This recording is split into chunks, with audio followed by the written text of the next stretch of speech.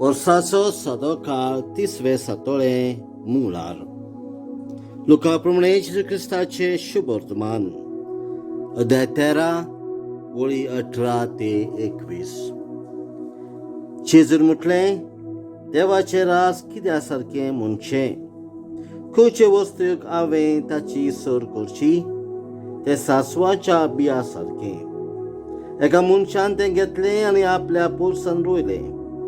मागीर तें वाडलें आनी ताचें व्हड झाड जालें आनी वाऱ्यावेल्या सुकण्यांनी येवन ताच्या खांद्यांनी वस्ती केली.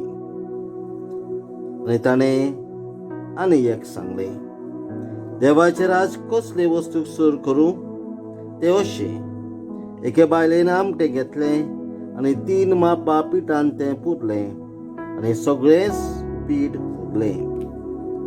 जेजू क्रिस्ताचे शुभ वर्तमान. वाखाणी तुका क्रिस्ता.